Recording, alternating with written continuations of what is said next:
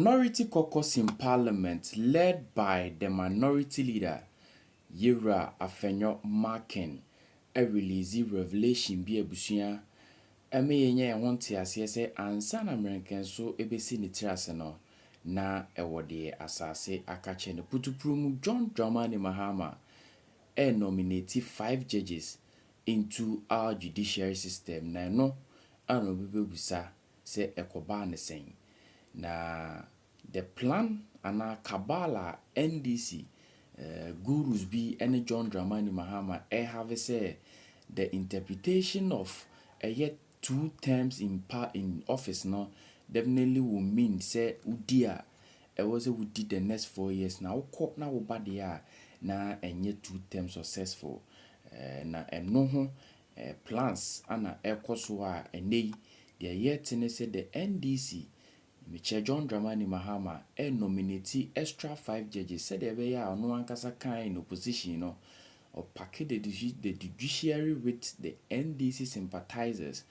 said at the end of the day no it will go in his favor and no and a year realize and a phenomenon can see it and also warning ahead of demonstration cry ever because Jibre na memfa na no disem ento. It is obvious that the bold attempt by Mr. President to nominate out of the blue 7 judges to the Supreme Court is the first major attempt at all that they have rehearsed, a 3rd term agenda.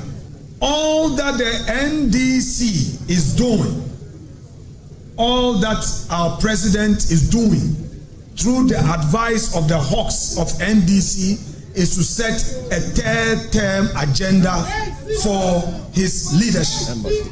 They think that by packing the judiciary, there will be a smooth road for that 3rd term agenda. Were we not in this country, where even 2 Supreme Court nominees, after going through vetting, and were supposed to take their approval at the plenary, the same NDC said, by adding 2 more judges to the Supreme Court bench, Nana Addo was packing the courts.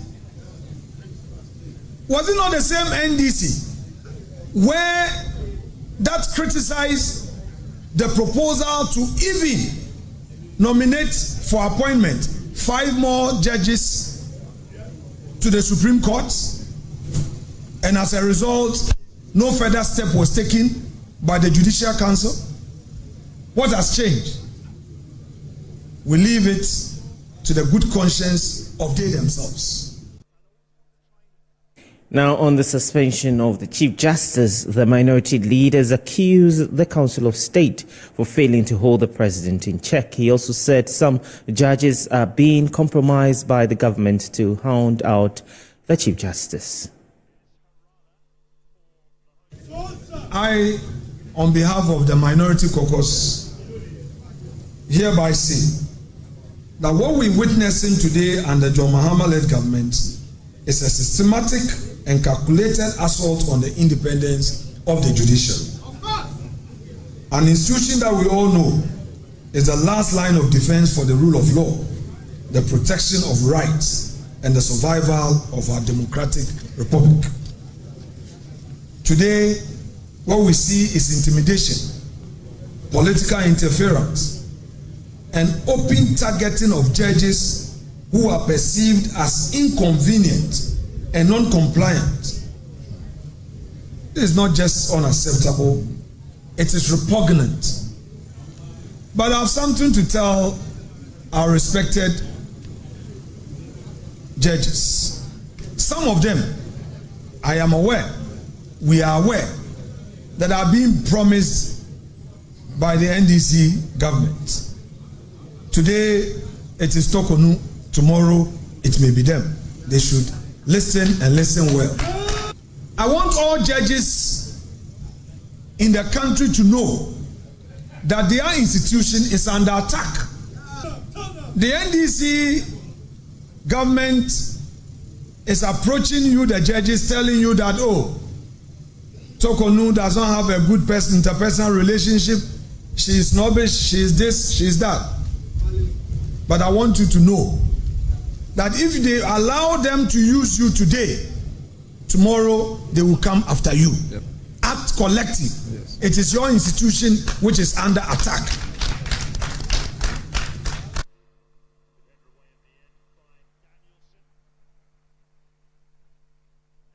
We're trying to get a reaction from the acting CEO of the National Petroleum Authority and then also the Director of Legal Affairs of the National Democratic Congress and the person of ADG Tamaklo for his reaction on this wild allegations from the minority side. As and when we do, we'll bring that particular interview to you in the course of the bulletin. But away from that, President John Dramani Mahama has assured Ghanaians of his government's dedication to combating the menace of illegal mining, commonly known as galamsey. He made this commitment during a speech at the International Workers' Day celebration in Accra on May 1, 2025. President Mahama's assurance demonstrates his administration's focus on tackling key challenges, including galamsey, to ensure a better future for Ghanaians. The fight against galamsey is a complex one. And when I was vying for the presidency, I did not kid myself that when I come into office, I will win that fight in 4 months. Yet, we will not give up. Our gallant men of the armed forces and security services are up to the fight and will continue to score successes against the selfish companies and individuals who are destroying our forests and polluting our water bodies. As far as the fight against galamsey is concerned, I say, a luta continua.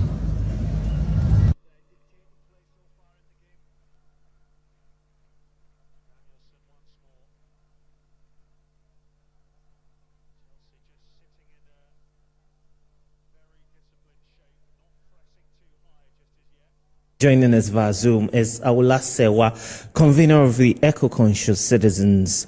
Good evening and welcome to Newsnight. Good evening. Thank you for having me.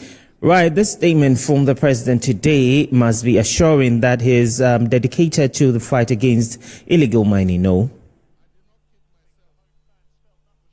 Yes, he's assured us of his dedication. It's good to hear. But we know that what is really required is the political will to deal with this canker. It's been going on for a very long time because, frankly, the political will hasn't been there.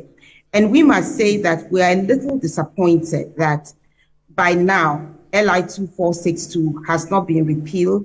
And we've wasted so much time campaigning for the repeal of LI 2462.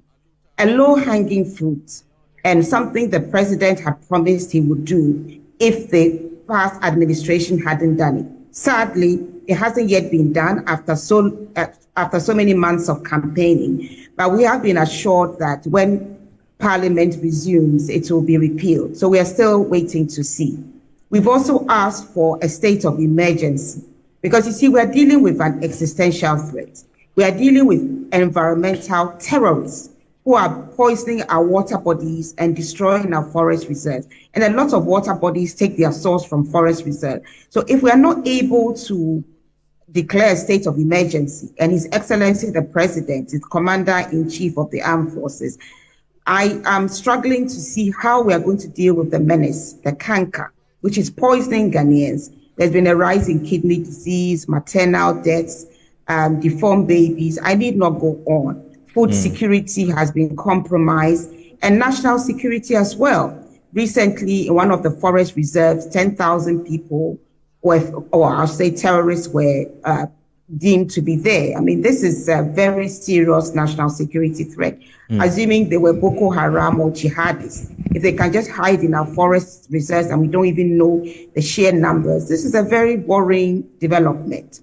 So we are saying that in 4 months, we believe that more could have been done in the fight against this canker. Right. So, but although the President Mahama's administration is yet to revoke the LI 2462, you would agree that the steps being taken and the arrests are in order? Well, I mean, as I said, that's a low-hanging fruit. It hasn't been done. We had demands. Another demand was a state of emergency, which has not been declared yet. And we think it's crucial. If you are dealing with highly armed environmental terrorists, some ministers have actually described them, as we have, as environmental terrorists. How are you going to deal with them if you don't have the well-armed persons to deal with them? We're not saying that nothing has been done, but when we look at what has been done so far, and you look at the images you are showing, what real progress has been made? If the 1,000-mile journey begins with one step, frankly, how many steps have actually been taken? We know the river Ankobra, for example, has been diverted. What is being done about it? We have the professionals who can resolve the situation. What has been done about it? So what we are saying is that we're not saying that absolutely nothing has been done, but we are saying that we need the political will to deal robustly with the problem. Recently in Kumasi, we're told about excavators, which were exhibits. You could clearly see the exhibit numbers on them, a report by Erastus Asaredon. And you have, for our understanding, armed persons going there to try and take the excavators. This is completely out of order. So it doesn't look like there's been a real reset. It seems like the impunity is still taking place. We hear of forest reserves that the Forestry Commission wants to go, and they're prevented from going there, sometimes by, we are told, party members or chairmen. So it seems like the situation that was taking place under the past administration is still going on. The political will is not as strong as it should be. And we have persons on both sides of the political divide involved in this canker. And that is why it's proving so difficult to eradicate. Because in many cases, the firefighters are the arsonists.